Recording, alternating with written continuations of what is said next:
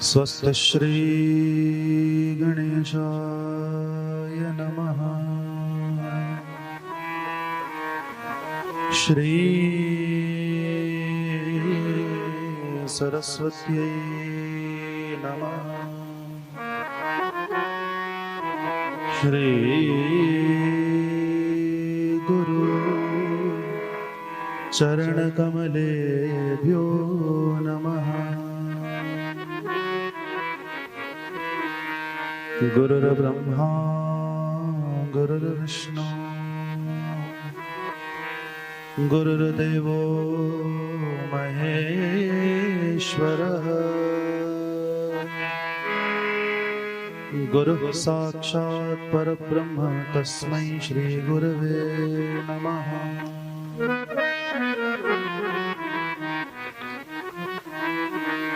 वन्दे देवयोमापतिं सुरगुरुं वन्दे जगत्कारणम्।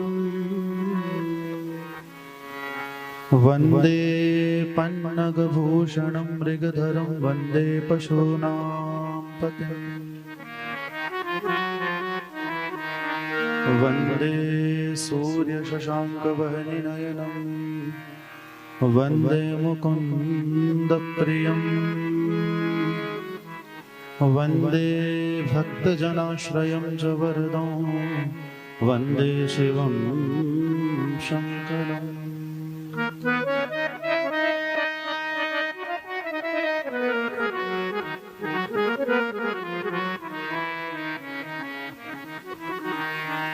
काली काली महाकाली कालिका परमेश्वरी। सर्वानंद करे देवी नारायणि नमोस्तुते। पधारिए हनुमान जी विराजिए महाराज। कथारंभ होत है रखूं हमारी लाज। हरे कृष्णा कृष्ण कृष्ण हरे हरे, हरे राम राम राम हरे हरे। ओम ज्ञानं चैतन्य विभूति सबलदंशो हरि महामायुच्यते। ध्येयं सदा गुरुरत्नं बीजरूपं देवदासनं सबलं जगदं हरिणं दत्तात्यं गुणधर्मालभावतिभूतं वन्दे महापुरुषते शरणागतम्। बोलिए शंकर भगवान की, उमापति महादेव की।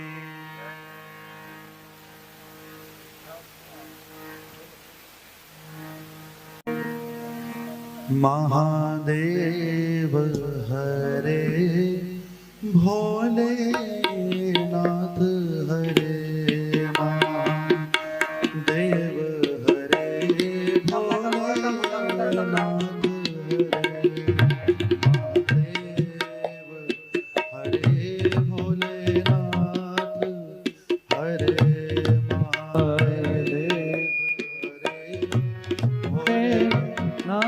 महादेव हरे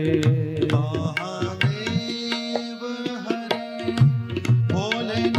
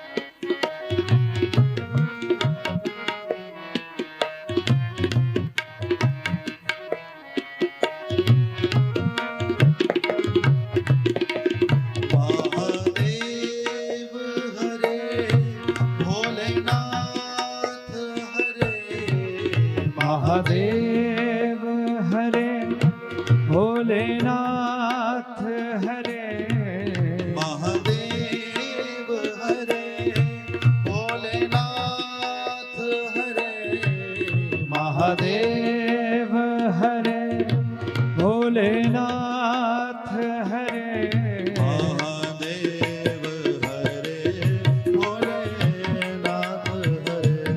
महादेव हरे भोलेनाथ हरे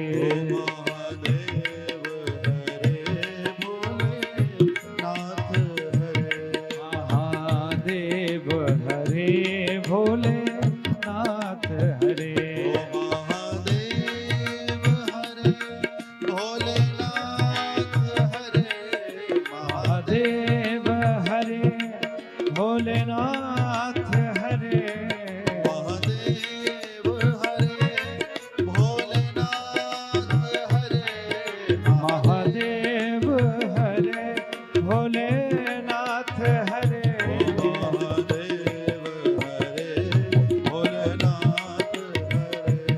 महादेव हरे भोलेनाथ हरे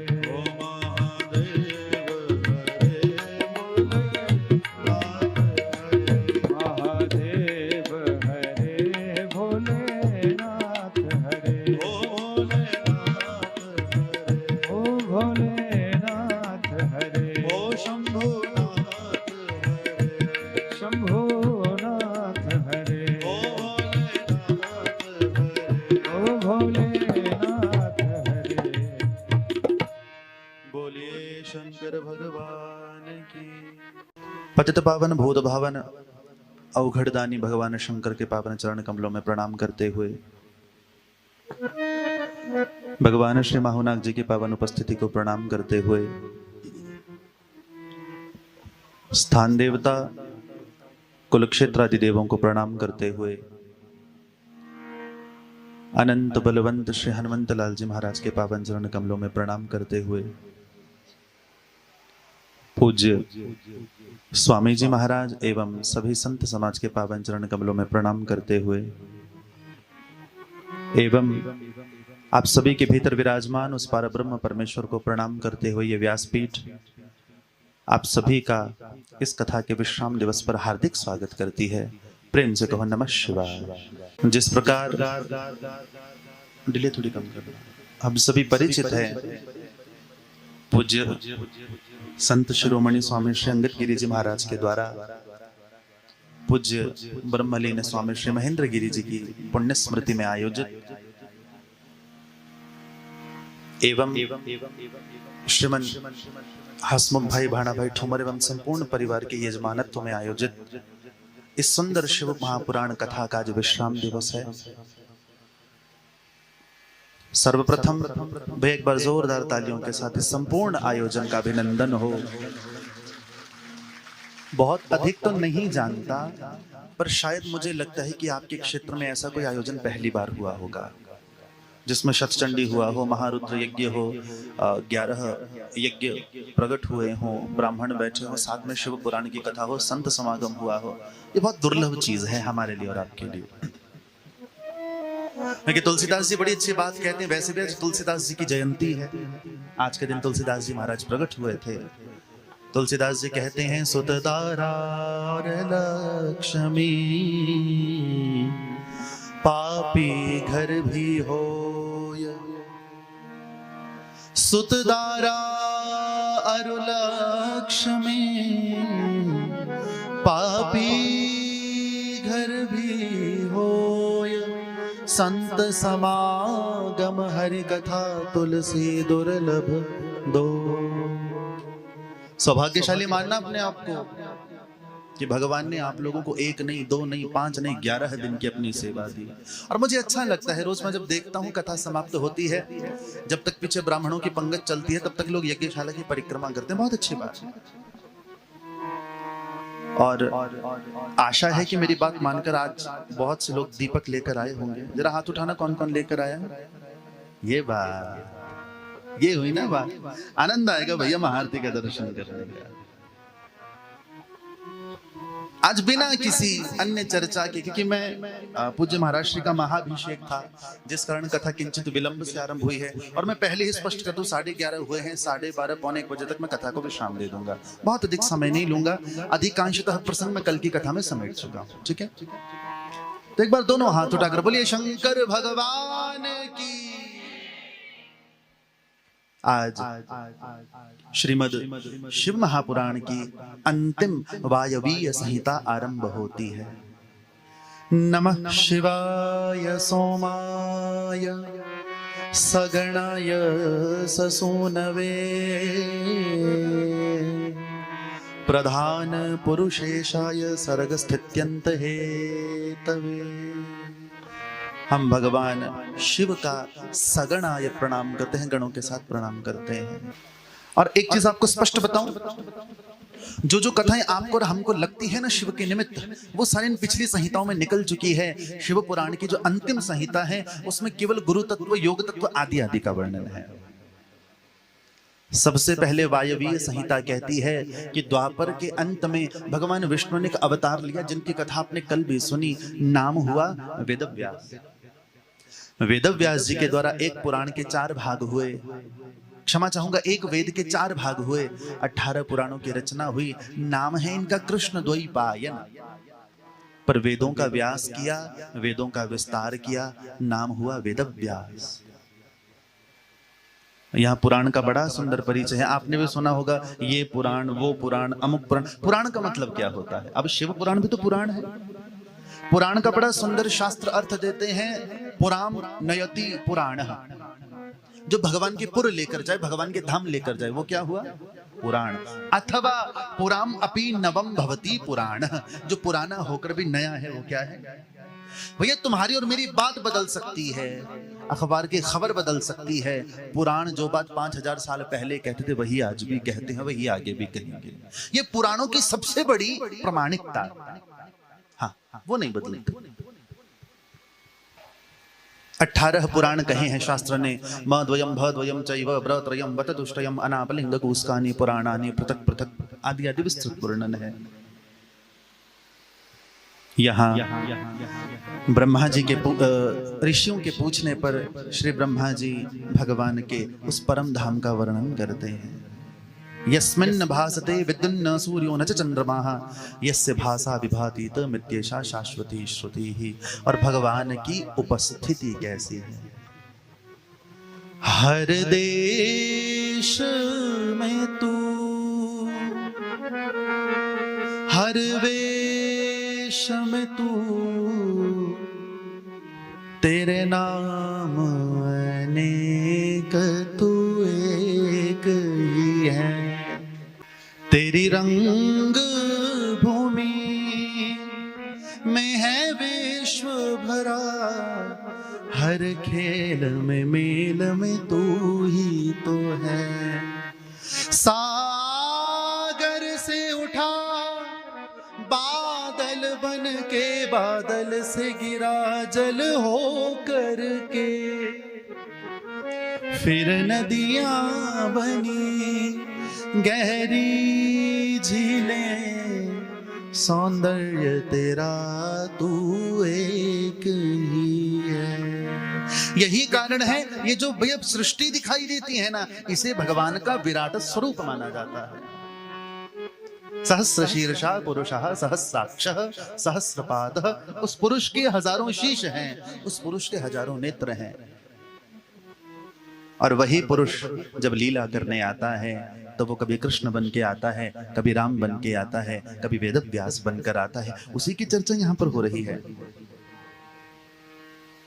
सभी ऋषिगण ब्रह्मा जी से पूछते हैं कि ब्रह्मा जी, आपने हमें भगवान के धाम के विषय में तो बता दिया, हम कहीं यज्ञ करना चाहते हैं, हम कहीं तप करना चाहते हैं। भैया ध्यान कथा क्यों रखो, ध्यान कथा क्यों रहे तुम्हारा? हम कहीं तप करना चाहते हैं, हम कहीं यज्ञ करना चाहते हैं, हमें कोई स्थान दो। भैया एक तीर्थ का नाम आप लोगों ने सुना होगा। ब्रह्मा जी ने चक्र लिया, ब्रह्मा जी ने कहा मैं इसे छोड़ता हूं, जहां ये जाकर रुकेगा वहां जाकर तुम यज्ञ करना, वो स्थान सबसे बढ़िया होगा। भैया जितनी देर में हम पलक झपकते हैं ना एक बार, ग्रंथों में इसे कहते हैं निमिष। निमिष। तो एक निमिष में वो चक्र एक अरण्य में आकर गिरे, एक जंगल में आकर गिरे, तो स्थान का नाम हुआ नैमिषारण्य। उत्तर प्रदेश में बड़ा प्रसिद्ध स्थान पड़ता है नैमिषारण्य। नैमिषारण्य 52 शक्तिपीठों में आपने यदि नैमिषारण्य के दर्शन किए होंगे तो नैमिषारण्य में सबसे मुख्य जगह क्या है? चक्र सरोवर। वहां वो चक्र गिरा था। व्यास जी की गद्दी है जहां बैठकर उन्होंने 18 पुराण बांचे थे। आदि आदि बड़ा सुंदर वर्णन मिलता है। बोले भक्त वत्सल भगवान की। तो नैमिषारण्य में आकर वह चक्र गिरा है। संतों ने वहां पर यज्ञ किया है। यज्ञ की समाप्ति पर भगवान वायुदेव प्रगटे हैं। यथा काष्ठम च समयाताम महोदधौ समेत्य च व्यपेयाताम तदवद्भूत समागमाः। कि जैसे लकड़ी में आग छुपी होती है, जैसे तिल में तेल छिपा होता है, इसी प्रकार भगवान भी प्रत्येक जीव के भीतर निवास करता है। हम लोग कहते हैं ना, तुम हो एक अगोचर सबके प्राणपति सदा वसंतम हृदयारविंदे। यदि कोई पूछे कि भगवान का पक्का पता क्या है, भगवान का पक्का एड्रेस क्या है, तो भैया भगवान तो यही कहते हैं कि मैं सबके हृदय में निवास करता हूँ। अहम आत्मा गुणाकेश सर्वभूताशय स्थितः अहम आदिश्च मध्यश्च भूतानामन्तमेव च। कि मैं सबका आदि हूँ, मैं सबका मध्य हूँ, मैं ही सबका अंत भी हूँ। यहां ब्रह्मा जी एक बड़ी प्यारी बात कहते हैं और मुझे एक दृष्टांत स्मरण हो आया।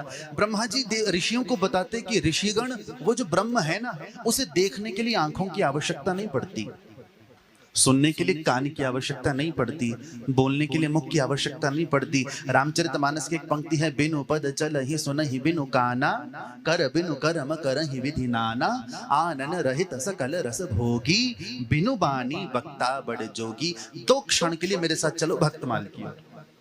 आज तुलसीदास जी का प्राकट्य दिवस है और तुलसीदास जी भैया जगन्नाथ जी के दर्शन करने जगन्नाथपुरी पहुंचे। ध्यान से सुनना, आप लोगों ने भी जगन्नाथ जी के दर्शन किए होंगे। बाकी सभी ब्रह्म से वो थोड़े टेढ़े हैं, थोड़े अटपटे हैं, बड़ी बड़ी आंखें हैं, दोनों हाथ यूं हैं। ठीक। तुलसीदास जी अयोध्या चित्रकूट से लंबी पैदल यात्रा करके जगन्नाथपुरी पहुंचे। जगन्नाथ मंदिर में प्रणाम किया। राम राम राम राम, ये काहे का भगवान, ना हाथ ना पैर, बड़ी बड़ी आंखें। क्योंकि आप जानते हैं जगन्नाथ मंदिर में सबसे बड़ी जो बात है वो ये कि वहां प्रसाद की मर्यादा नहीं है। हाँ, वो ऐसे ब्रह्म हैं जो खूब खाते हैं। जगन्नाथ जी को पूरा दिन भोग लगता है। वो तो ऐसे ब्रह्म हैं जो एकादशी के दिन भी चावल का भोग लगाते हैं। बाहर आनंद बाजार है जहां प्रसाद बिकता है ना। तो तुलसीदास जी देखिए, राम राम राम, ये काहे का ब्रह्म, न भोजन की मर्यादा, न दर्शन की मर्यादा, न श्रृंगार की मर्यादा, न हाथ न पैर। बड़ा दिल बड़ा उदास हुआ। मैं इतनी दूर से इसे देखने आया। अब लौट तो नहीं सकते थे, तो सोचा रात किसी पेड़ के नीचे काटूं। भूखे हैं, भूख लगी है। एक पेड़ के नीचे बैठे एक छोटा सा बालक, कमर में मुरली फंसाए हुए, माथे पर मोर पंख लगाए हुए, तुम भी जानते हो कौन है। हाथ में भोजन का थाल लेके आया। बाबा लो प्रसाद पालो। हम नहीं खाएंगे जब तक हम अपने राम जी को भोग नहीं लगाएंगे, हम नहीं खाएंगे। लो ये जगन्नाथ का भोग है। ना हम जगन्नाथ को भगवान नहीं मानते। तो वो बालक बोला, राम जी भी तो जगन्नाथ ही है। नहीं नहीं नहीं नहीं नहीं, ये जगन्नाथ राम नहीं हो सकता। मेरा राम तो अनामक ब्रह्म है, मेरा राम तो परम पिता परमेश्वर है। बालक ने एक बड़ी सुंदर बात बोली, अगर जगन्नाथ ब्रह्म नहीं है तो आपने ये क्यों लिखा कि बिनु पद चल ही सुन ही बिनु काना। वो बिना पैरों के चलता है। जिस ब्रह्म को आपने राम कथा में लिखा ना तुलसीदास जी, जगन्नाथ वही ब्रह्म है। ये बिना आंखों के देखता है, ये बिना कानों के सुनता है, ये बिना मुख पे बोलता है। बालक ने थाली छोड़ी, भोग लगाना और हाँ, कल लौटने से पहले मंदिर आ जाना। तुलसीदास जी ने जैसे तैसे आंखों ही आंखों में पूरी रात काटी है और बड़ा सुंदर वर्णन आता है। अगली सुबह तुलसीदास जी ने जगन्नाथ जी के मंदिर में प्रवेश किया तो जगन्नाथ जी ने राम रूप में उनको दर्शन दिए हैं। बोलिए भक्त वत्सल भगवान की जय। राम रूप में दर्शन दिए हैं। उस दिन वाली बात दोहराऊं, कौन कहता है ईश्वर का दीदार नहीं होता। ये दिल यूं ही उसका तलबगार नहीं होता। उसको पाना है तो प्रहलाद बनो पहले, यूं ही नरसिंह का अवतार नहीं होता। नरसिंह आता है साहब, तुम्हारे भीतर का प्रहलाद कहां है? प्रश्न ये है। नरसिंह मेहता जी के जीवन की कथाएं बड़ी प्रसिद्ध हैं। भगवान को निकाल निकाल के भोग लगाया। भैया वो भोग लगाने को तैयार बैठा है, तुम्हारे भीतर का नरसिंह कहाँ है? तुम्हारे भीतर की मीरा कहाँ है? तुम्हारे भीतर का ध्रुव कहाँ है? नरसिंह बसे प्रतिखंबन में, पर काढ़न को प्रहलाद कहाँ? वो आज भी हर खंबे में बैठा है, पर निकालने के लिए कोई भैया मिलता नहीं। हाँ, दर्शन करना इस बात का। यहाँ काल का वर्णन है और ब्रह्मा जी की संतान का वर्णन है। ब्रह्मा जी की संतानों का जब वर्णन होने लगा तो कहा गया कि ब्रह्मा जी के मस्तक से रुद्र प्रगटे। ऋषियों को बड़ा आश्चर्य हुआ। ऋषि कहते हैं, गुरुदेव पहले तो आपने कहा शिव से विष्णु प्रगटे, विष्णु से ब्रह्मा प्रगटे, अब आप कहते हैं ब्रह्मा जी से शिव प्रगटे। सूत जी कहते, ऋषियों चिंता करने की आवश्यकता नहीं है।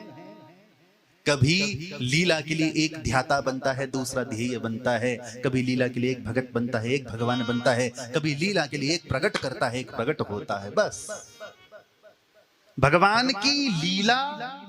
भैया देखो, इसका अर्थ ये नहीं है कि आप भगवान के काम में बुद्धि मत लगाओ, पर गुरु के चरणों में बैठकर। एक बार क्या हुआ, एक टेढ़ा सा चेला गुरु जी के पास पहुंचा। गुरु जी कोई बढ़िया सी कथा सुनाओ, भागवत सुनाओ। ना ना, भागवत बड़ी सुन रखी, मजा नहीं उसमें। राम कथा सुनेगा? ले, राम कथा भी कोई सुनने की चीज है, कुछ बढ़िया सा सुन। चल विष्णु पुराण सुनाता। ना ना ना, विष्णु पुराण भी कुछ सुनने की चीज, कुछ बढ़िया सा सुना। गुरुजी ने 20 ग्रंथ गिना दिए, जिस ग्रंथ का ना ना ना कुछ बढ़िया सा सुना। गीता सुनेगा? सुन ले, बाकियों में तो कुछ रखा नहीं, शायद इसमें कुछ निकल आए। तो भैया गीता में एक बड़ा सुंदर श्लोक आता है, सर्वोपनिषदा गावः दुग्धा गोपाल नंदना। ठीक कि सभी उपनिषद गाय हैं, भगवान कृष्ण गाय दुहने वाले हैं। तो उन उपनिषद रूपी गाय को दुह के जो दूध निकला वो गीता है। ठीक, तो गुरुदेव ने पूरी रात बैठकर प्रवचन किया कि सर्वोपनिषदा गावः दुग्धा गोपाल नंदना। सुबह उठ के चेला पूछा, गुरुदेव बाकी तो सब बड़े, ये 2 गधा कौन है? 2 गधा का कर दिया, 2 गधा। गुरुदेव बोले, बेटा कोई नहीं, पहला तू जो सवाल पूछ रहा है, दूजा मैं जो जवाब देने बैठा हूं। सर्वोपनिषदा गावो दुग्धा गोपाल नंदन। मेरा निवेदन है भैया, जीवन में कभी ज्ञान पथ पे चलो ना, भक्ति पथ पे चलो ना, उपासना पथ पे चलो, तो गुरु के चरणाश्रय का अवलंबन अवश्य करना। क्योंकि कबीरदास जी कहते हैं, गुरु बिन कौन बतावे बाट, बड़ा विकट यम घाट। बिना गुरु के भक्ति के पथ पे चलोगे, भटक जाओगे। गुरु बिन भवनिधि तरई न कोई, जो बिरंज शंकर सम हो। यहाँ गुरु तत्व का वर्णन है। यहाँ शिव पुराण ने गुरु तत्व का वर्णन किया है कि गुरु तत्व वह जो व्यक्ति का, जीव का हाथ पकड़कर जीव को ब्रह्म की ओर लगा दे। ये बात अलग है, आजकल का समय उल्टा हो चुका है। हाँ, भगवान तो पीछे रह गए। गुरु जी के फोटो घर में लगाए रखे होते हैं, बड़े बड़े वाले फोटो। हाँ, ये मारे वाले गुरु जी। और गुरु धारण करने के पीछे लोग ऐसे ऐसे लॉजिक देते हैं भैया। एक बार हम किसी घर में गए, सामने बड़ा 10 फुट का फोटो टिंगा रखा। हमने कहा ये कौन? महाराज जी हमारे ये गुरु। मैंने कहा भैया इनको गुरु धारण क्यों किया? महाराज इनके यहाँ प्रसाद बड़ा टेस्टी मिलता है। लो गुरु धारण करने की भैया जब शर्त ही प्रसाद रह गई, तो भैया गुरु धारण करने से अच्छा हलवाई को गुरु बना लेता। और माफ करना, आजकल गुरु धारण करना भी लोगों के लिए फैशन बन चुका है। पड़ोसन ने धारण किया तो मैं भी करूंगी, पर उसके वाले गुरु जी नहीं करूंगी, मैं दूजे लेके आऊंगी। हाँ। नहीं, ग्रंथ ने कहा है, शिव पुराण स्पष्ट शब्दों में कहता है, जो परब्रह्म परमेश्वर है वही ही गुरु है। गुरु को मानुष जानते, ते नर कहिए अंध, महादुखी संसार में आगे यम का फंद। जो व्यक्ति गुरु की निंदा करता है वो पक्का नरक की यातना में जाता है। गुरु में दोष नहीं देखने चाहिए। गुरु क्रोध करने लगे तो मान लो गुरुदेव के भीतर भगवान नरसिंह की झांकी दिखाई दे रही। ये शिव पुराण कहता है। प्रेम से कहो नमः शिवाय। नमः शिवाय। कल की कथा में भैया आपने शुंभ निशुंभ की कथा सुनी थी, उस कथा का एक भाग यहां आया है। शुंभ निशुंभ के वध के समय भगवती कौशिकी के मस्तक से भगवती काली प्रगटी। कल की कथा में आपने सुना, जो ही भगवती काली प्रगटी शिव जी ने उपहास किया, तुम तो एकदम ही काली हो। बड़ा गुस्सा आया भगवती काली को, खूब खूब सुनाया भगवान शंकर को और तप करने के लिए वन में चली गई। ये जो प्रसंग आ रहा है ना, इसको थोड़ा ध्यान से सुनना। कई बार आपके मन में भी सवाल उठता होगा कि भगवान शिव के वाहन को तो नंदी कहते हैं, मैया जी के शेर का नाम क्या है? ये वो प्रसंग आ रहा है।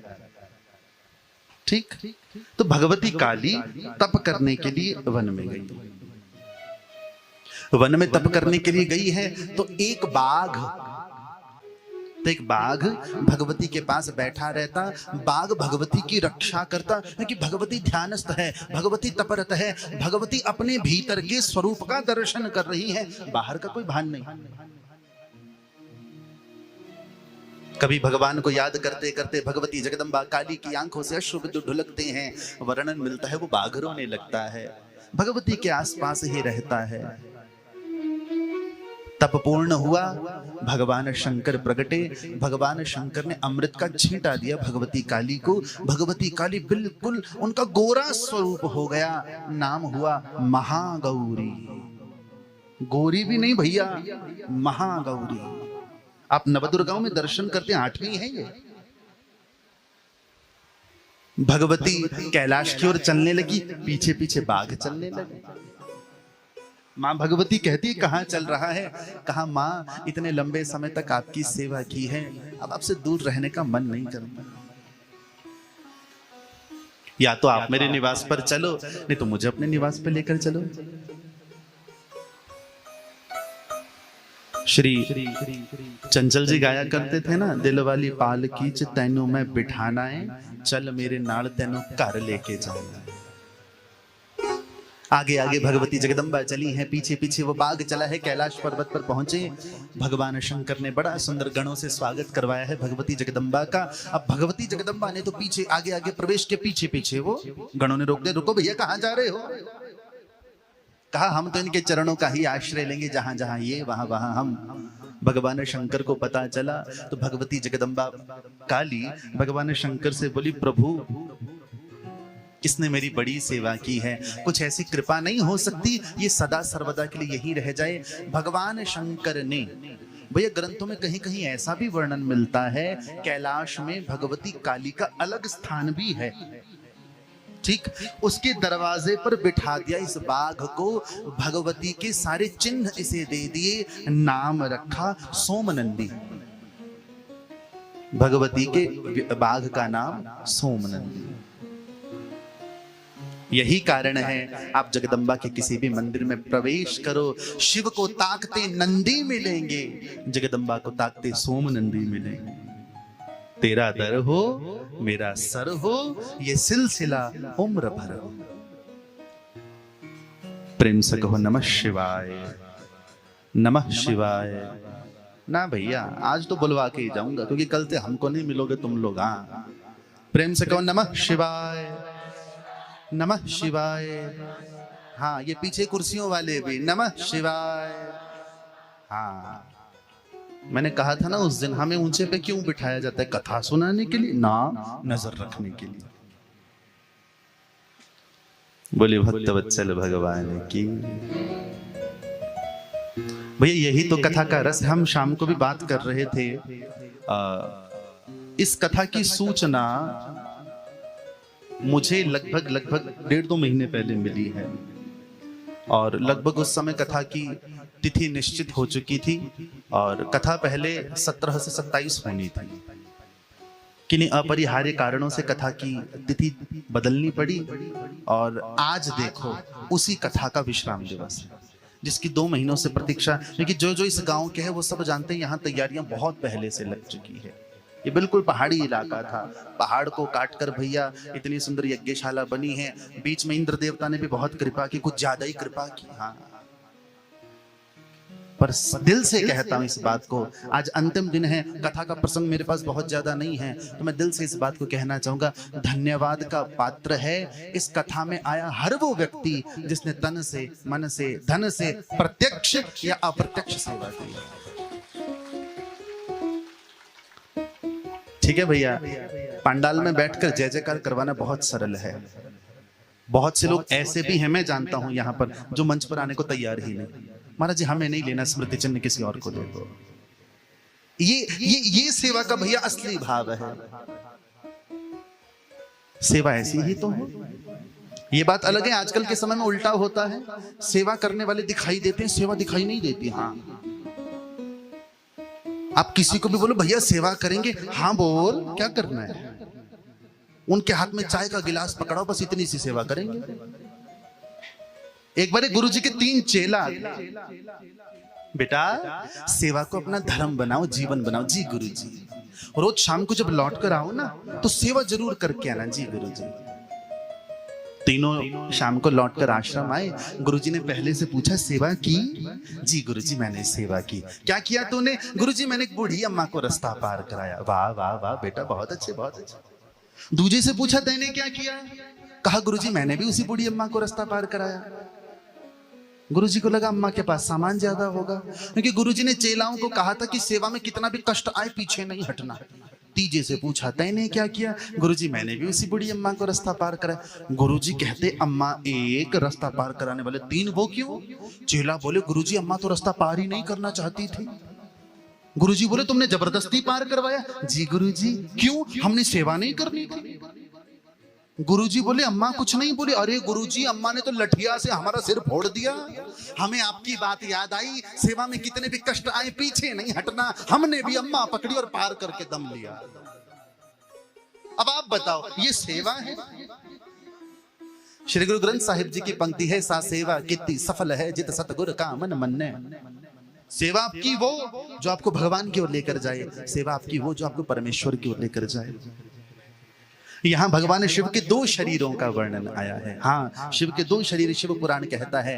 पहला भगवान का अग्नि शरीर, जब भगवान क्रोध में होते हैं, जब भगवान तांडव करते हैं, जब भगवान शिव प्रलय का सृजन करते हैं, तो उनका अग्नि शरीर होता है। ठीक।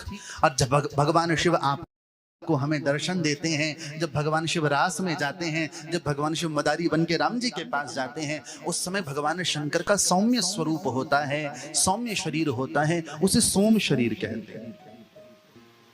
छोटे छोटे प्रसंग है। रुद्राक्ष की महिमा का वर्णन है। रुद्राक्ष धारण करने वाला व्यक्ति कभी पतित नहीं होता। ये बात अलग है, ग्रंथों में 1 से लेकर 24 मुखी तक रुद्राक्षों का वर्णन मिलता है, पर वर्तमान धरती पर 12, 13, 14 मुखी तक के ही रुद्राक्ष उपलब्ध होते हैं। इसके अलावा गौरी शंकर रुद्राक्ष, गणेश रुद्राक्ष, शिव परिवार रुद्राक्ष भी मिलते हैं, और राशियों के हिसाब से व्यक्ति को रुद्राक्ष धारण करना चाहिए।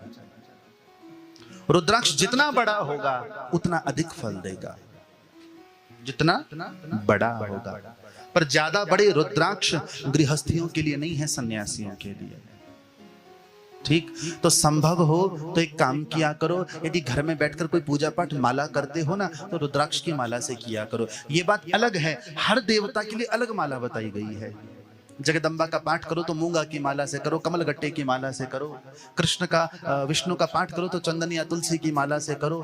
पर जब कोई माला उपलब्ध ना हो तो शिव पुराण कहता है कि रुद्राक्ष की माला से आप किसी भी देवता का जाप कर सकते हैं, और जप वाली माला धारण भी की जा सकती है। ठीक। प्रेम से कहो नमः शिवाय। भैया ग्रंथों ने एक बड़ा सुंदर दृष्टांत दिया है। एक बार क्या हुआ, नेपाल के किसी क्षेत्र में बड़ा सुंदर, बड़ा विशाल रुद्राक्ष का जंगल था। वहां पर एक व्यक्ति, उसके पास एक गधा था, वो उसके ऊपर रुद्राक्ष ढोता था। बोरियों में भरेगा, उस पर लादेगा, लेकर जाएगा। आप कभी हरिद्वार जाना, आजकल हरिद्वार में मैंने देखा ये चीज होती है, जो गंगा जी के ऊपर पुल बना है ना, हर की पौड़ी के पास, आप उस पर जाकर देखना, रुद्राक्ष बेचने वाले बैठे होते हैं। फल, आप फल उठाओगे, वो उसी समय आपको घिस कर देगा। अब वो आपकी किस्मत है, 1 मुखी निकले, 5 मुखी निकले, 10 मुखी निकले। हाँ, रुद्राक्ष का भैया, क्योंकि उस दिन की कथा में भी आपको कहा रुद्राक्ष बिल्व ये दो वस्तुएं शिव को अति प्रिय हैं। बिल्व जगदम्बा का स्वरूप है, रुद्राक्ष शंकर का स्वरूप है। पर इतना भी शास्त्र ने कहा है कि रुद्राक्ष वही धारण करना चाहिए जिसमें नेचुरल छेद हो, ऑटोमेटिकली, जिसमें पहले से छेद हो, बनवाने की आवश्यकता ना पड़े। फिर मुखी का मतलब क्या होता है? एक साधारण सा तरीका बताऊं, एक रुद्राक्ष पकड़ना, उसके ऊपर की भैया पंक्तियां, लाइनें गिनना, बस जितनी धारियां उस पर बनी होगी उतने मुखी रुद्राक्ष है। अपनी राशि के अनुसार, अपने इष्ट के अनुसार, अपनी कामना के अनुसार रुद्राक्ष धारण करना चाहिए।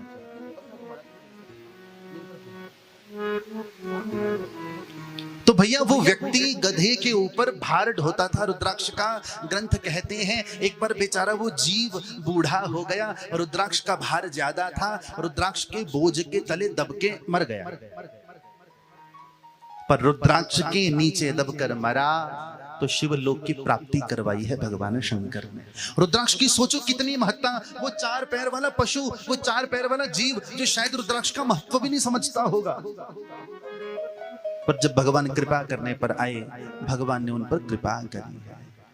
भस्म धारण का वर्णन आया है शिव पुराण में। व्यक्ति को भस्म, शिव का पूजन करने बैठो बिना भस्म बिना रुद्राक्ष के नहीं लगेगा, शिव पुराण कहता है। पर भस्म का भी तरीका है भैया। कई बार हम लोगों को लगता है कि हमारे घर में जो चूल्हा जलता है उसकी राख भस्म है, बिल्कुल नहीं, कदापि नहीं। भस्म जो यज्ञ कुंड से बची हो। भस्म, बहुत स्थान हमारे भारत में ऐसे होते हैं जहां अखंड धूना जलता है, तपस्थली हो किसी संत की, वो या फिर कुछ तरीके बताए हैं शास्त्रों में भैया विभूति बनाने के, भस्म बनाने के। उस भस्म को धारण करना चाहिए। पर शास्त्रों ने इतना भी कहा कि साधारण आप भस्म सूखी लगाएं, पर जब पूजन में बैठे तो सूखी भस्म ना लगाएं। उसमें पानी डालने से अच्छा उसमें कोई सुगंधित चीज डालें, केवड़ा डालें, आप उसमें गुलाब जल डालें, कोई सुगंधित चीज लगाकर उस भस्म का त्रिपुंड लगाएं और गले में रुद्राक्ष अवश्य धारण करें। कि शिव कहते हैं जो बिना भस्म के, बिना रुद्राक्ष के, बिना बिल्व के मेरा पूजन करता है उसका पूजन व्यर्थ जाता है। ध्यान रखना। भस्म के लिए शिव पुराण में एक बड़ी प्यारी कथा आई है। एक बार क्या हुआ, दुर्वासा जी महाराज शिव के अवतार हैं, माथे पर त्रिपुंड लगाए पितरों से मिलने गए। तो भैया पितृलोक के बगल में नरक लोक पड़ता है, तो पितरों से बात कर रहे थे, अरे मर गए, अरे बचाओ, अरे जल गए, अरे काट दिए गए। उनके कानों में ऐसे शब्द पड़े दुर्वासा जी के। दुर्वासा जी ने पूछा ये क्या है? कहा महाराज कुछ नहीं, ये पास में नरक है, तो वहां पर कष्ट दिया जा रहा है प्रेत आत्माओं को, मैं भी देखना चाहता हूं, देखो। देखिए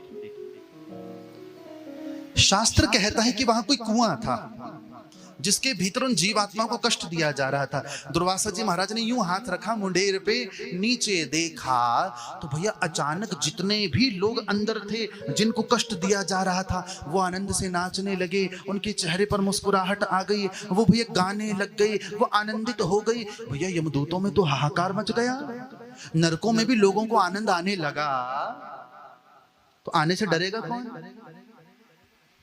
यमराज जी के पास बात पहुंची, यमराज भागे भागे आए। दुर्वासा जी कहते क्या हुआ? यमराज कहते कुछ नहीं, जैसे ही आपने नीचे झांका तो आपके माथे पर लगी भस्म के कुछ कण इसमें गिर गए। उस आपके माथे पर लगी हुई भस्म का, ये सोचो भैया, भस्म के कण नरकों में प्रताड़ित होते हुए जीवों को मुक्त करने की सामर्थ्य रखता है। तो यदि आप श्रद्धा पूर्वक भस्म धारण करेंगे तो क्या शंकर कृपा नहीं करेंगे? ये मत सोचो कि तुम रामकृष्ण जगदम्बा को मानने वाले हो, मैं तुम्हें शंकर क्यों लेकर आ रहा हूं, कदापि नहीं। जिसको मानते हो उसको मानो, उस देवता के अनुरूप पूजन करो, भजन करो। बोलिए भक्त वत्सल भगवान की। और भगवान से कहा करो, जब याद तुम्हारी आती है मैं तेरे दर पर आता हूँ। जब याद तुम्हारी मैं तेरे दर पर आता हूँ। अपने सुख दुख को हे ठाकुर मैं रो रो तुम्हें सुनाता हूँ।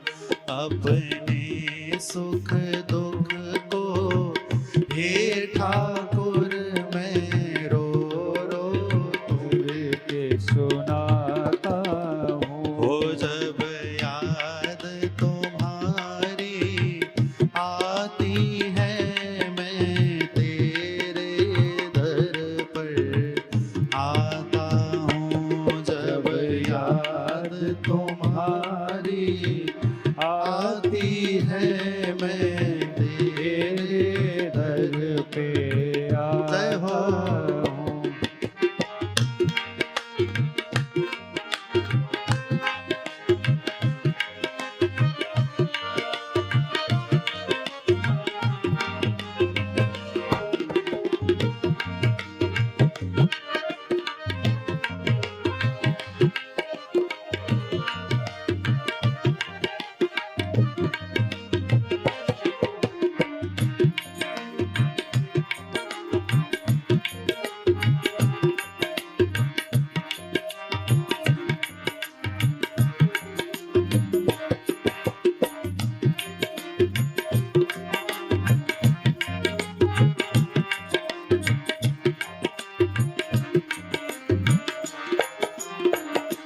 फूलों में तुम्हारी खुशबू है, पत्तों में तुम्हारी झांकी है। फूलों में तुम्हारी खुशबू है, पत्तों में तुम्हारी झांकी है।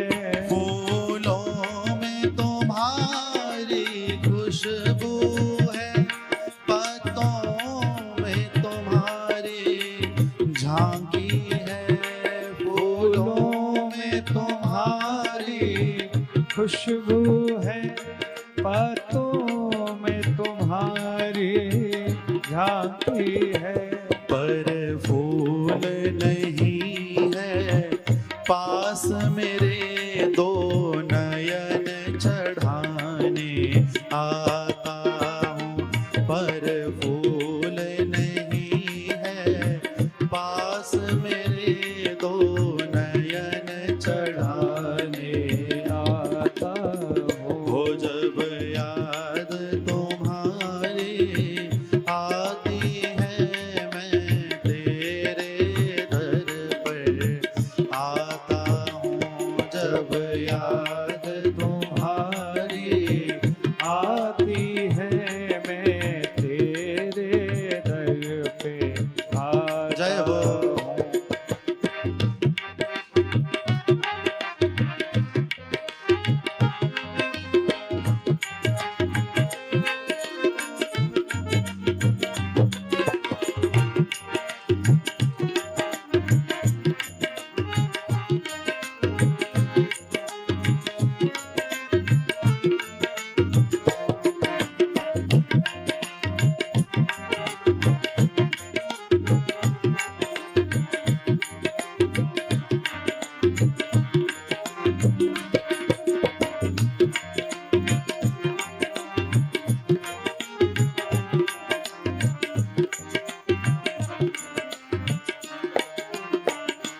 तुम मेरे हो मैं तेरा हूँ, अब और नहीं कुछ याद मुझे। तुम मेरे हो मैं तेरा हूँ, अब और नहीं कुछ याद मुझे। हो। तुम मेरे हो मैं तेरा हूँ, अब और नहीं कुछ याद मुझे। तुम मेरे हो मैं तेरा हूँ, कुछ और नहीं अब याद मुझे। ये ध्यान सदा मेरे मन में रहे ये विनय सुनाने आता हूँ। ये ध्यान सदा मेरे मन में रहे ये विनय सुनाने आया हूँ। हो जब याद तुम्हारी आती है मैं तेरे दर पर आता हूँ। जब याद तुम्हारी आती है मैं तेरे दर पर आता हूँ। हो मैं तेरे दर पर आता हूँ। मैं तेरे दर पर आता हूँ। हो मैं तेरे दर पर आता हूँ। मैं तेरे दर पर आता बोली भक्त वत्सल भगवान की जय। वृक्षस्य मूल से केन शाखा पुष्यन्ति वै यथा शिवस्य पूजया तद्वत् पुष्यत्यस्य वपुर्जगत्। हे ऋषियों, जिस प्रकार वृक्ष की मात्र जड़ को सींचने से पूरा वृक्ष संचित होता है, उसी प्रकार मात्र एक शिव का पूजन करने से सभी के सभी देवता संतुष्ट होते हैं, सभी के सभी देवता तृप्त होते हैं। कितनी सुंदर बात है। कबीरदास जी ने भी इस बात को कहा, एक साधे सब सद है, सब साधे सब जाए। माफ करना भैया, हम लोगों की जो इष्ट निष्ठा है ना, वो कमजोर है। आज हम इनकी सेवा करेंगे, बात नहीं बनी, चलो भोलेनाथ की ओर चला जाए। ओ हो जन्माष्टमी आ गई, चलो भैया ठाकुर जी की ओर चला जाए। हा अब तो मैया जी ही पकड़ने पड़ेंगे। इसका अर्थ ये नहीं कि आप बाकियों की उपासना न करें भैया, इष्ट निष्ठा होनी परमावश्यक है। आवश्यक नहीं, परमावश्यक है। एक बार एक व्यक्ति एक संत के पास गया, कहा महाराज मुझे भगवान की पूजा करनी, कोई भगवान दो कोई। तो संत को बड़ा अटपटा लगा सुन के। संत ने कहा भैया मतलब, कहा कोई भी भगवान जो जल्दी काम करें, जिनमें ज्यादा ताकत हो, वो हमको दो। संत समझ गए उसकी बात से कि भैया इसमें प्रेम कितना सा है। संत ने भगवान कृष्ण के फोटो उठा के थमाए, दिला भैया रोज ले जाके धूप बत्ती करिए। ले गया तो सामने तस्वीर रखी, जय जगदीश हरे स्वामी, जय जगदीश हरे, भक्त जनों के संकट क्षण में दूर करे। 7 दिन हुए वो नहीं आए। वो फोटो लेके भागा भागा बाबा जी के पास, ये देवता काम नहीं कर रहे, कोई दूजे दो। संत ने कट ले भैया, काली मैया ले जा। तो इनका क्या करूं, इनको ऊपर टिंगा दियो। तो ऊपर टांग दिए, ठाकुर जी नीचे रखी, काली मैया जय अम्बे गौरी, मैया जय श्यामा गौरी। मैया के लिए धूप जलाई, तो धूप का धुआं उड़ उड़ के ठाकुर जी की ओर जाए। इसे बड़ा गुस्सा है, जब तो तेरे लिए धूप जलाई तब तो ली नहीं, अब काली मैया की धूप चुराता है, छोड़ूंगा नहीं मैं तुझे। तो इसने रुई ली, भगवान के मुख के ऊपर लगाई, मैं सूंघने नहीं दूंगा। जो ही भगवान की तस्वीर के ऊपर रुई लगाई, भगवान फोटो से निकला, हाथ पकड़ लिया, रुक रुक रुक। व्यक्ति बोला इतने दिनों से बुलाया तब तो आए नहीं। भगवान बोले आज पहली बार तूने मुझे जीवित माना, इतने दिनों से तू मुझे केवल तस्वीर समझ रहा था। माफ करना, हम अपने घरों में रखे हुए भगवान को मूर्ति समझते हैं, कहते मात्र हैं कि त्वमेव सर्वम मम देव देव, मानते नहीं हैं। कभी विश्वास कर कर तो देखो कि वो सुनता है। सुनाने वाले बनो, वो सुनता है, सुनाने वाले बनो। जर्रे जर्रे में है झांकी भगवान की, किसी सूझ वाली आंख ने पहचान। बोली शंकर भगवान की। यहाँ फिर से शिवलिंग की स्थापना, शिव मंदिर की स्थापना का वर्णन आया है। लिंग थाप विधिवत करे पूजा। वैसे तो शास्त्र कहते हैं जहां जहां शिवलिंग स्थापित हो साथ में शालिग्राम जरूर रखने चाहिए। प्रत्येक शिव मंदिर में, आप किसी भी प्राचीन शिव मंदिर में जाओ, आपको विष्णु मिलेंगे, भले मूर्ति स्वरूप में, शालिग्राम स्वरूप में, कैसे भी। कारण मैंने आपको उस दिन बताया था, शिवलिंग पर चढ़ा हुआ प्रसाद ग्रहण करने योग्य नहीं होता।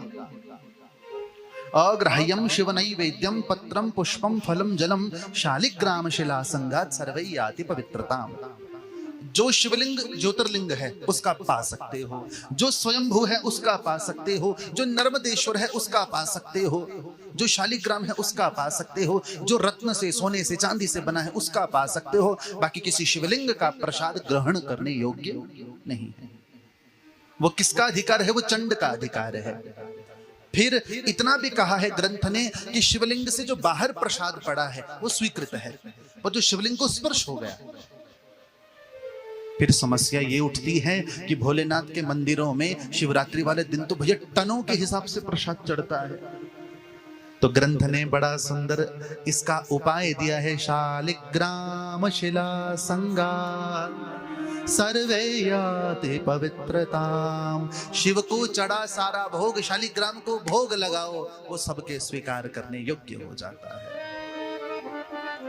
यहां देखो, ध्यान से सुनना भैया, माफ करना, आजकल के समय में जो मंदिर बनते हैं ना, वो शास्त्र सम्मत नहीं है।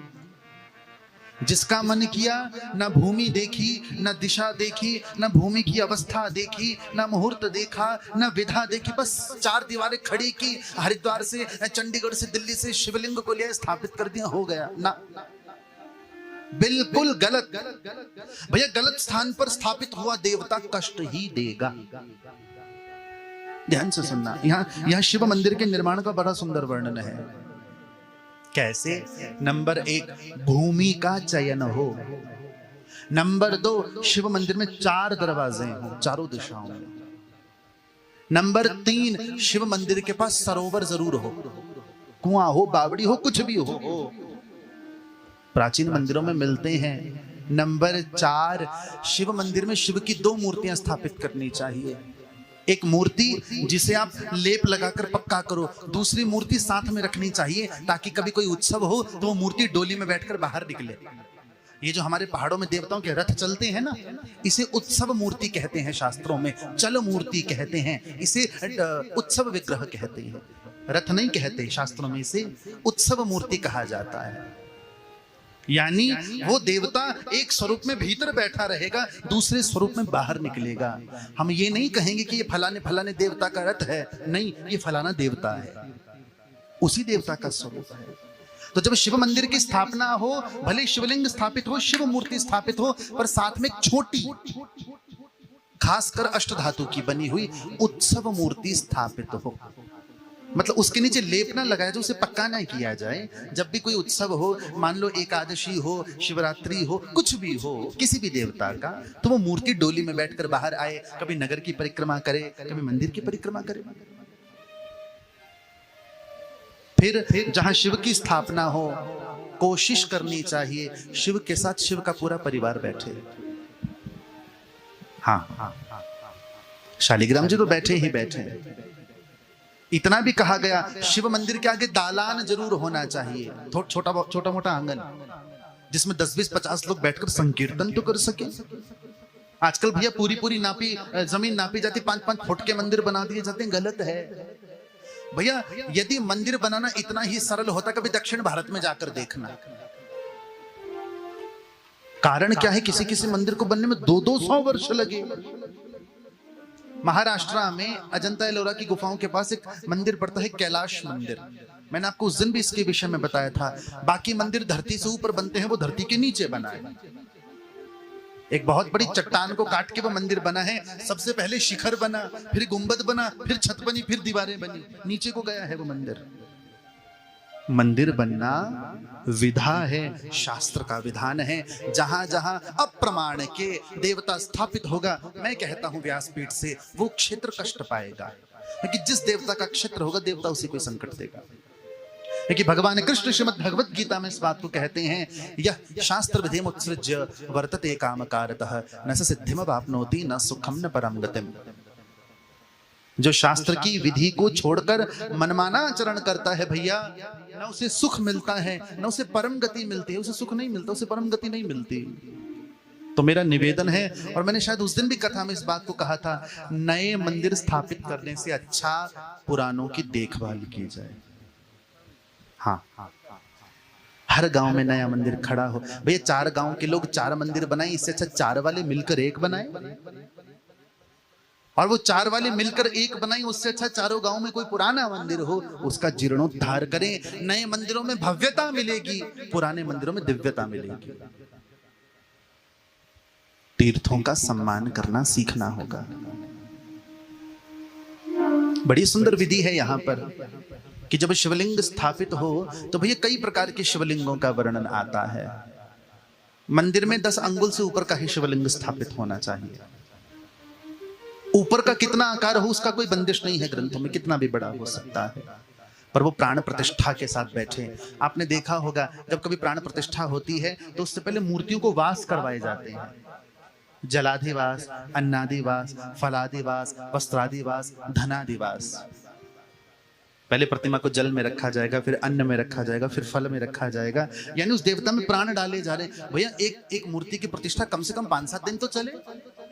आजकल में देखे एक दिन में निपटा देते हैं सारी की सारी मूर्ति प्रतिष्ठा। महाराज समय नहीं है जजमान के पास। नहीं, भले ही तुम्हारे मन में कोई मंदिर बनाने की इच्छा है बनाओ, पर निवेदन इतना है, भले ही 10 साल बाद बनाना, पर जब भी बनाना शास्त्र सम्मत बनाना बस। क्योंकि वो केवल तुम्हें नहीं, तुम्हारे समूचे क्षेत्र के लिए होगा। शिवलिंग स्थापित हो, शिवलिंग के नीचे का जो दीर्घा है वो सुदृढ़ हो, शास्त्र कहते हैं। भले ही उसे पत्थर का बनाया जाए, भले ही उसे सोने चांदी से मढ़ा जाए, क्योंकि आपने देखा होगा शिवलिंग कहीं भी स्थापित होगा उसकी जलहरी उत्तर की ओर रहती है। ये प्रमाण है। और भैया शास्त्रों में तो बहुत जगह इतना भी लिखा है, हमने संतों से भी सुना है, 24 घंटे शिव पर जल नहीं चढ़ता। जब मन किया लोटा लेकर चले गए, भोलेनाथ पर जल डाल दिया, नहीं। नियम है इस चीज का भी, केवल दोपहर 12 बजे तक ही जल चढ़ाने का विधान मिलता है। उसके बाद शिव का भी श्रृंगार हो। मैंने आपको बताया था श्रृंगार के देवता है शंकर। ठीक, पूरा दिन जल चढ़ाने का प्रमाण वहीं मिलता है जहां जैसे शिवरात्रि की पूजा हो, 4 पहर की पूजा हो, कोई विशेष उत्सव हो। इन छोटी छोटी चीजों का, और आपको बताया गया है जब भी मंदिर में प्रवेश करो, मंदिर की चौखट पे पैर नहीं रखना। उस देवता का गण वहां पर बैठता है, मंदिर के भीतर नहीं जा सकते, कोई समस्या नहीं। एक पीठ के पीछे से प्रणाम नहीं करना देवता को। मैं बता चुका हूं ये भैया। देखो आज की कथा समाप्त हो चुकी है, कब की पिछली कथा का निचोड़ दे रहा हूं, सारांश दे रहा हूं। मंदिर को पीछे से प्रणाम करने से अच्छा देवता के कलश को प्रणाम कर लिया करो, क्योंकि ग्रंथ कहते हैं कलश को प्रणाम करने से देवता को प्रणाम का फल प्राप्त होता है। प्रेम से कहिए नमः शिवाय। एक विशाल वटवृक्ष के नीचे भगवान शंकर बैठे हैं। और भैया देखो जगदम्बा पार्वती के प्रश्न बड़े गजब हैं भोलेनाथ से। आज प्रश्न पता क्या किया, आप भक्तों के वश में कैसे हो सकते हैं?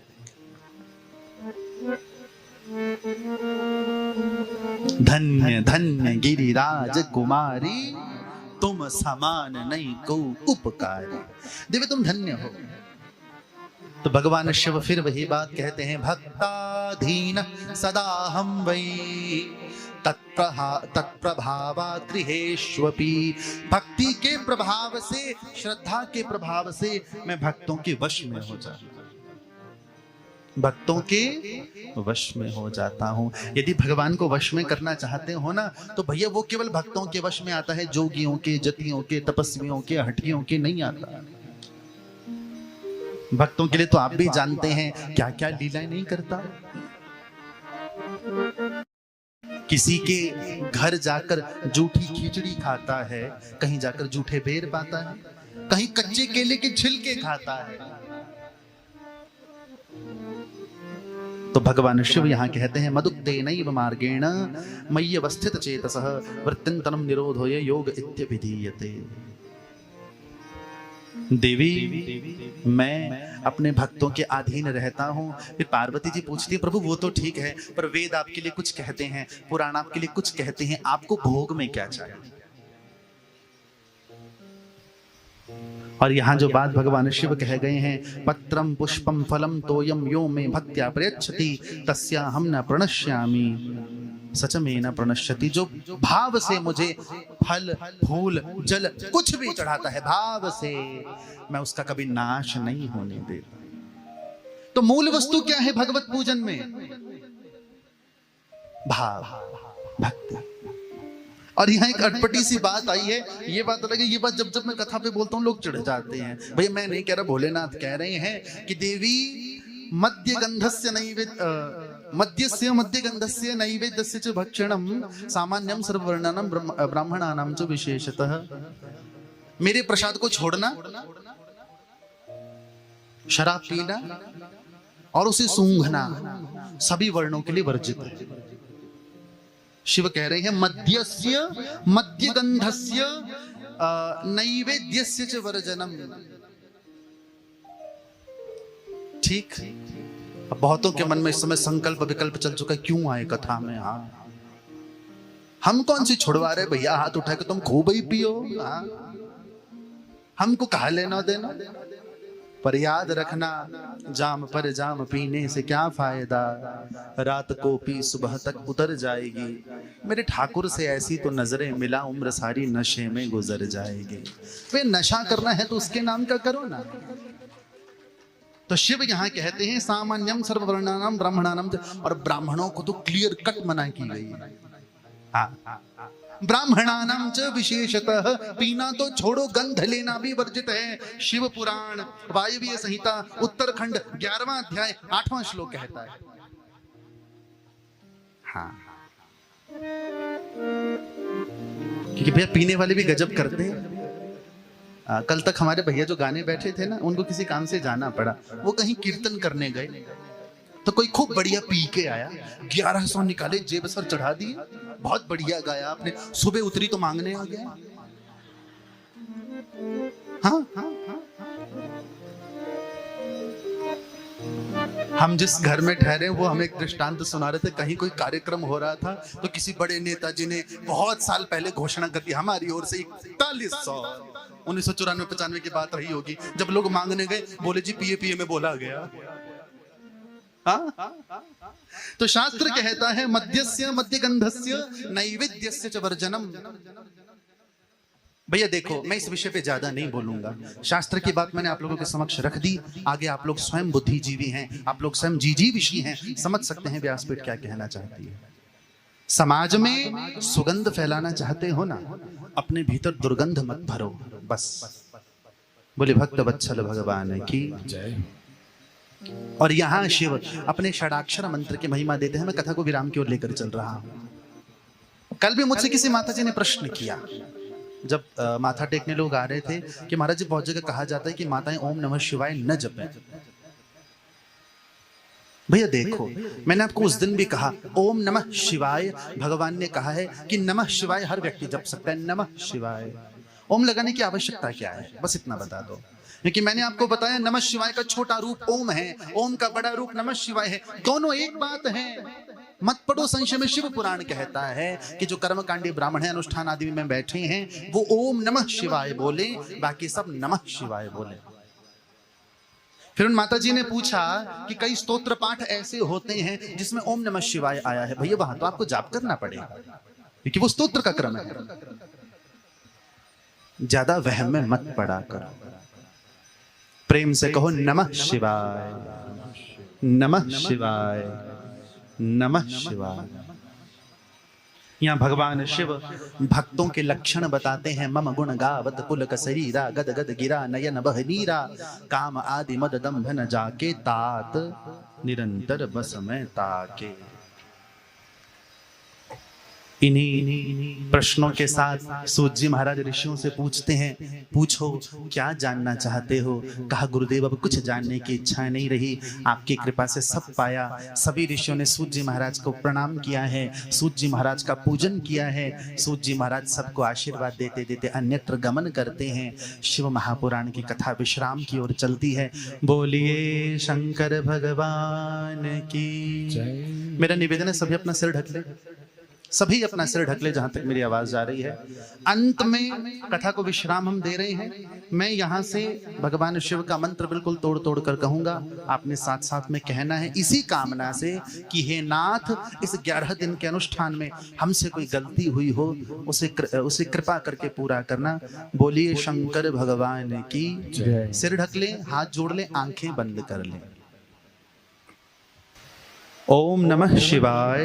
ओम नमः शिवाय। शुभम शुभम शुभम शुभम कुरु कुरु कुरु कुरु शिवाय नमः। ओम नमः। ओम ओम नमः शिवाय। ओम नमः शिवाय। शुभम शुभम शुभम शुभम कुरु कुरु कुरु कुरु शिवाय नमः। ओम शिवाय नमः। ओम ओम नमः शिवाय। ओम नमः शिवाय। शुभम शुभम शुभम शुभम कुरु कुरु कुरु कुरु शिवाय नमः। ओम शिवाय नमः। ओम। दोनों हाथों को परस्पर घिसकर चेहरे पर स्पर्श करें।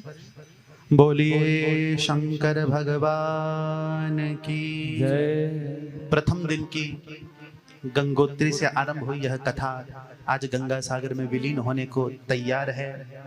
पहला धन्यवाद पूज्य स्वामी श्री अंगद गिरी जी महाराज का, जिनके द्वारा इतना सुंदर यह मेला सजा है शंकर का। धन्यवाद पूज्य सद्गुरुदेव सरकार का, भगवान शंकर का, जिन्होंने मुझे अपनी यह पावन सेवा प्रदान की है। बहुत बड़ा धन्यवाद, बहुत बड़ा प्रणाम भगवान श्री माहुनाग जी के पावन चरण कमलों में। धन्यवाद सभी ब्राह्मण समाज के चरणों में, हमारी संगीत वाली टीम के चरणों में, जिन्होंने टेंट की, साउंड की, भोजन की सेवा की है उनके चरणों में, जिन्होंने 11 दिन रात देखे बिना भैया यहाँ पर सेवा की है। हमारी 2-3 माताएं बैठी हैं, ये प्रतिदिन पांडाल में, यज्ञशाला में बुहारी लगा कर जाती थी। और सबसे बड़ा धन्यवाद आप सभी का, जिन्होंने इस कथा को आकर सुंदर बनाया। एक बार सभी के लिए जोरदार तालियां हो जाए, जोरदार तालियां। भैया आशीर्वाद देने के सामर्थ्य नहीं है। व्यासपीठ से आप सभी के लिए कामना कर सकता हूं, मान मिले, सम्मान मिले, खुशियों का वरदान मिले, कदम कदम पर मिले सफलता, डगर डगर उत्थान मिले, सूरज रोज संवारे दिन को, चांद मधुर सपने ले आए, हर पल समय दुलारे तुमको, सदियों तक पहचान मिले। आप सभी के जीवन में सुख आए, समृद्धि आए, शांति आए, भक्ति आए, कृष्ण आए। भैया एक भाव गुनगुनाएंगे, फिर पूर्णाहुति की ओर और फिर महाआरती आदि की ओर चलेंगे। ठीक है, मेरा निवेदन है जब तक व्यासपीठ से कुछ ना कहा जाए आप लोगों ने किसी चीज की ओर नहीं बढ़ना है। ठीक है, रही बात हमारी, तो भैया सितारों को आंखों में महफूज रखना। बहुत दूर तक रात ही रात होगी, मुसाफिर हो तुम भी, मुसाफिर हैं हम भी, किसी मोड़ पर फिर मुलाकात होगी।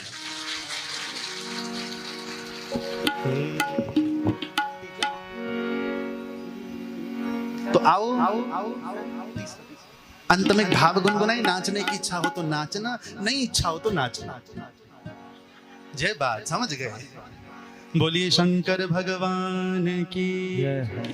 भोले बाबा मुखड़ा दिखाना, भोले बाबा मुखड़ा दिखाना, हो मैं तो नाचूंगी झूम झूम, भोले बाबा मुखड़ा दिखाना, मैं तो नाचूंगी हो भोले बाबा मुखड़ा दिखाना, मैं तो नाचूंगी झूम झूम, भोले बाबा मुखड़ा दिखाना, मैं तो नाचूंगी झूम हो, नाचूंगी झूम झूम, गाऊंगी झूम झूम, नाचूंगी झूम झूम, गाऊंगी झूम झूम, हो नाचूंगी झूम झूम, गाऊंगी झूम झूम, नाचूंगी झूम झूम, गाऊंगी झूम झूम। घर मेरे कभी आना, घर मेरे कभी आना, हो मैं तो नाचूंगी झूम झूम, भोले बाबा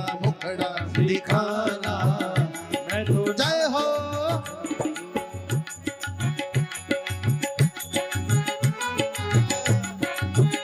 जय हो।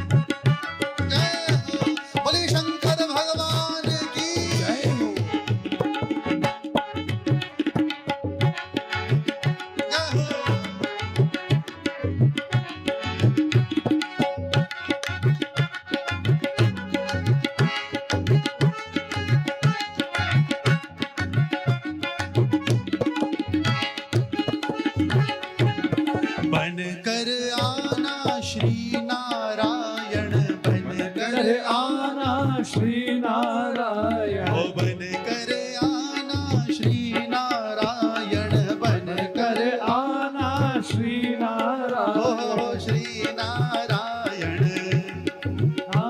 हो श्री नारायण, श्री नारायण, हो बन कर आना श्री नारायण, बन कर आना श्री नारायण। लक्ष्मी को संग में लाना, लक्ष्मी को संग में लाना, मैं तो नाचूंगी झूम झूम, भोले बाबा मुखड़ा दिखाना, मैं तो नाचूंगी हो भोले बाबा मुखड़ा दिखाना, मैं तो नाचूंगी झूम झूम।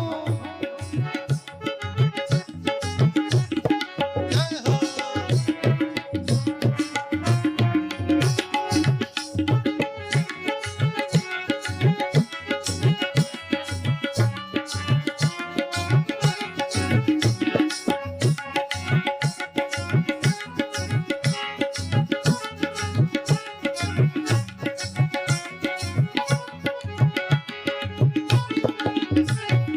बन कर आना बांके बिहारी, बन कर आना बांके बिहारी, ओ बन कर आना बांके बिहारी, बन कर आना बांके बिहारी, ओ बांके बिहारी, बांके बिहारी, ओ बांके बिहारी, बांके बिहारी, ओ बन कर आना रमण बिहारी, बन कर आना रमण बिहारी। राधा को संग में लाना, राधा को संग में लाना, मैं तो नाचूंगी झूम झूम, भोले बाबा मुखड़ा दिखाना, मैं तो नाचूंगी हो भोले बाबा मुखड़ा दिखाना, मैं तो नाचूंगी झूम झूम, भोले बाबा मुखड़ा दिखाना, जय हो।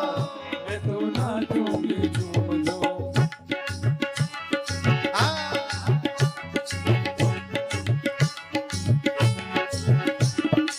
बोली भक्त वत्सल भगवान की जय हो।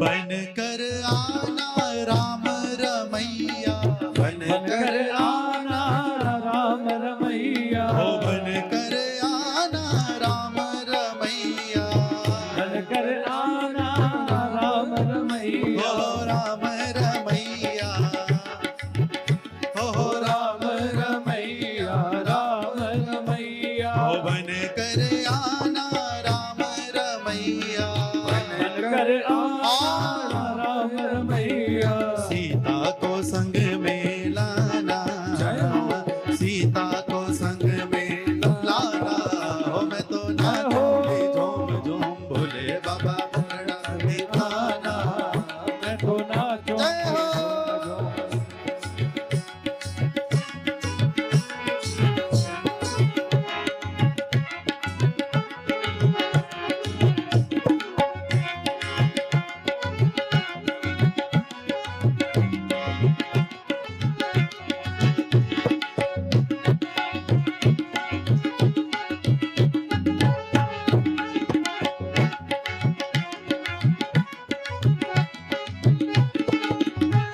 बोले बांके बिहारी लाल की जय हो। भैया पूर्णाहुति होगी, सब यहीं बैठे बैठे प्रणाम करेंगे, इसीलिए हमने भजन को भी विश्राम दिया है। कर दो भैया, उधर वाला माइक ऑन कर दो। सभी अपने स्थान पर बैठे बैठे ही पूर्णाहुति का दर्शन जहां से हो जाए वहां से दर्शन करेंगे। बोले बांके बिहारी लाल की, शंकर भगवान की जय। जय श्री राधे, जय जय श्री राधे, जय जय श्री राधे। पंचानन राधे, भोले पंचानन राजे, हंसासन गरुड़ासन, हंसासन गरुड़ासन,